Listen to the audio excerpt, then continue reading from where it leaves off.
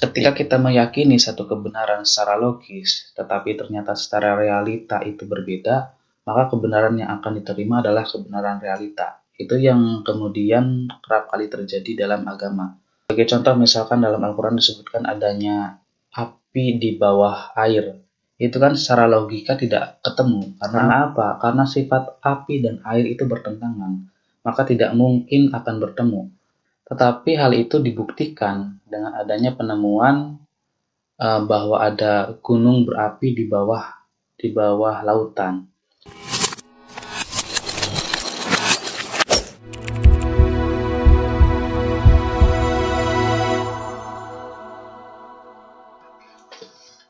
Oke, halo semuanya, jumpa lagi dengan saya di channel Filsofriar. Berpikir radikal, bertindak penuh toleran.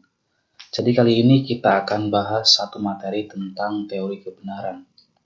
Di mana teori kebenaran ini memiliki beberapa pandangan dalam dunia filsafat.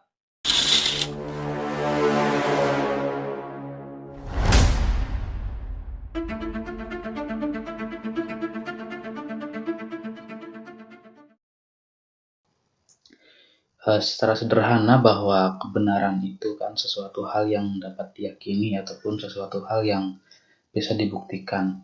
Dan dalam beberapa pandangan, teori kebenaran ini ada beberapa tahapan ataupun beberapa perspektif. Yaitu yang pertama, teori kebenaran itu berdasarkan atas keyakinan. Yang kedua, kebenaran itu didasarkan atas kepentingan. Kemudian kebenaran yang didasarkan atas kesepakatan, dan yang terakhir kebenaran yang didasarkan atas kemanfaatan. Dari empat kebenaran ini bisa kita sederhanakan bahwa kebenaran secara kemanfaatan kita sebut sebagai kebenaran pragmatis. Kebenaran berdasarkan kepentingan kita sebut sebagai kebenaran individu. Kemudian kebenaran berdasarkan atas kesepakatan kita sebut sebagai kebenaran universal.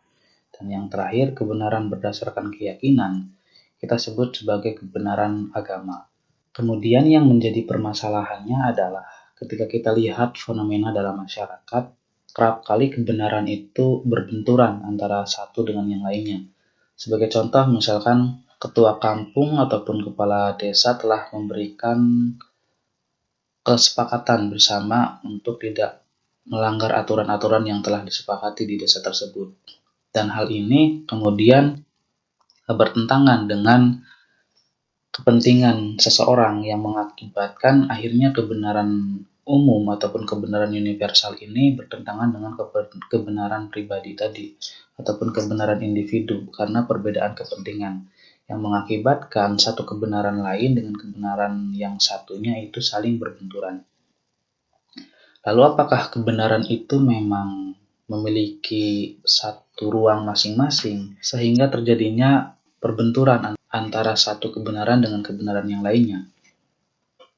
Jadi kebenaran itu sendiri didasarkan atas logika, di mana logika ini yang nanti akan menyusun premis-premis tertentu untuk mencapai satu kebenaran tertentu. Kemudian logika ini kan didasarkan atas informasi, di mana informasi itu yang nantinya akan menyusun satu informasi dengan informasi yang lainnya, sehingga terbentuklah satu kebenaran. Entah itu kebenaran individu, entah itu kebenaran pragmatis, ataupun kebenaran universal. Kebenaran itu tetap disusun atas dasar informasi. Nah, informasi ini yang nanti akan diolah oleh logika untuk mencapai kebenaran tertentu. Kemudian logika itu kan mendapatkan informasi dari 5 panca indera. Dalam artian seperti ini. Bagaimana seseorang tahu bahwa laptop ini berwarna merah? Itu karena adanya informasi sebelumnya bahwa mata yang memproyeksikan warna seperti ini itu disebut merah kayak gitu. Ataupun bagaimana kita tahu tembok ini berwarna hijau kayak gitu. Itu pun didapatkan dari proyeksi ataupun dari informasi orang yang mengatakan bahwa proyeksi mata yang menangkap warna seperti ini itu disebut hijau. Contoh lain adalah bagaimana kita tahu bahwa ini pedas, ini asin, ini asam yang dirasakan oleh lidah. penamaan itu didapatkan dari informasi yang kemudian dikelola oleh nalar akal ataupun logika yang menjadikan informasi itu jadi sebuah kebenaran. Sebagai contoh misalkan ketika saya berkata bahwa laptop ini berwarna hitam kayak gitu. Pasti semua orang akan menyangkal karena mereka telah mendapatkan informasi sebelumnya, yaitu informasi yang sama bahwa laptop ini berwarna merah. Sehingga ketika saya mengatakan bahwa laptop ini berwarna hitam, orang akan menyangkal kebenaran itu. Ini yang disebut sebagai sebuah kebenaran universal. Begitupun kebenaran yang didapatkan dari panca indera yang lainnya, baik itu perasaan, rasa lewat kulit ataupun lewat pendengaran. Di mana ketika orang mengatakan sesuatu, kemudian kita mengatakan A juga, ataupun kita bisa memberikan nilai bahwa suara ini bagus, suara ini jelek, ataupun suara ini berisik, suara ini mengganggu, itu karena adanya informasi yang diberikan oleh orang lain kepada kita sebelumnya, bahwa bunyi yang terdengar seperti ini itu berisik, bunyi yang terdengar seperti ini itu merdu, bunyi yang terdengar seperti ini itu mengganggu, yang menjadikan bunyi-bunyi tersebut dibenarkan sesuai dengan dasar logika.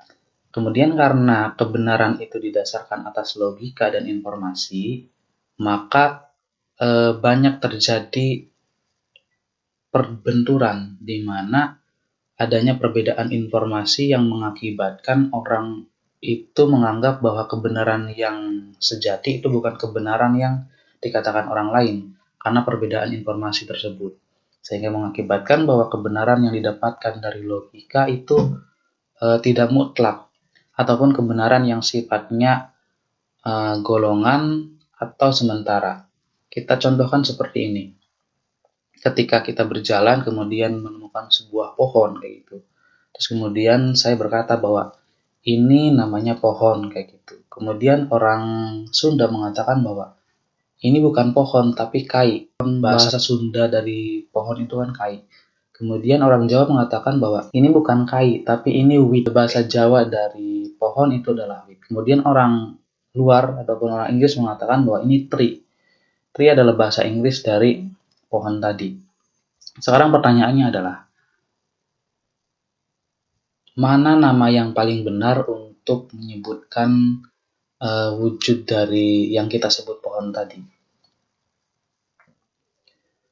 Pasti kita akan mengalami kebingungan sendiri, karena ternyata ada banyak penyebutan untuk menyebutkan satu wujud tadi, ataupun yang kita sebut pohon itu. Pohon itu dalam bahasa Indonesia, ternyata dalam bahasa lain bahwa wujud itu tidak disebutkan atas nama pohon kayak gitu, sehingga kebenaran yang disebut pohon itu adalah kebenaran yang telah disepakati atau kita sebut sebagai kebenaran universal yang ada di Indonesia. Ataupun tadi wit ataupun kai itu adalah kebenaran kelompok ataupun kebenaran universal juga yang telah disepakati dalam satu kelompok orang Sunda ataupun kelompok orang Jawa. Dan ketika kebenaran itu dibawa keluar dari kelompok-kelompok tersebut, kebenaran itu tidak akan diterima karena apa? Kelompok lain pun memiliki kebenaran tersendiri tentang nama pohon tersebut, yang mengakibatkan kebenaran ini mengalami perbenturan. Maka kebenaran universal ataupun kebenaran mayoritas ataupun kebenaran umum itu didasarkan atas kesepakatan. Namun dari 4 teori kebenaran tadi, yaitu tentang kebenaran individu, kebenaran universal, kebenaran pragmatis, dan kebenaran agama, ada satu kebenaran yang tidak tersentuh oleh logika, yaitu kebenaran agama.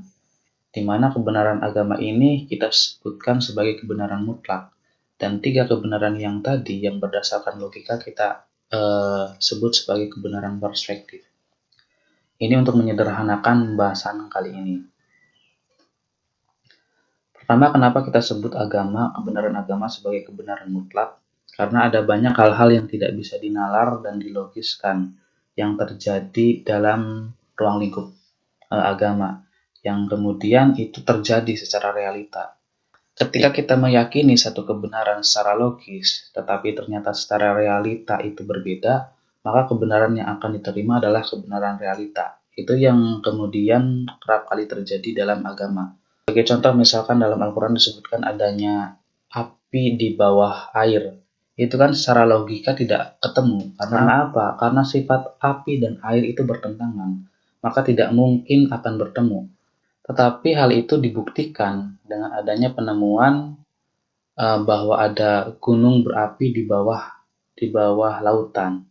Kemudian hal ini pun menjadi benar dan kebenaran itu dianggap sebagai kebenaran mutlak dalam agama karena kerap kali yang tidak mampu dilogikakan oleh manusia terjadi secara realita. Lalu kemudian kenapa kebenaran 3 tadi disebut sebagai kebenaran perspektif? Karena bahwa pada dasarnya kebenaran 3 ini didasarkan atas satu pandangan. Entah itu pandangan seseorang ataupun pandangan kelompok yang kemudian disepakati, maka terjadilah satu kebenaran universal. Atau atas dasar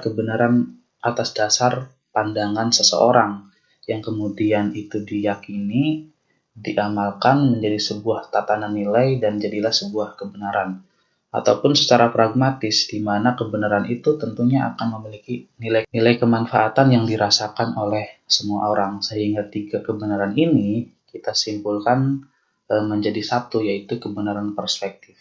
Sekarang bagaimana kebenaran perspektif dengan kebenaran mutlak dalam agama itu bisa bertemu? Oke, untuk pembahasan selanjutnya kita akan bahas di lain waktu. Terima kasih telah menonton. Jangan lupa like, subscribe, dan komen.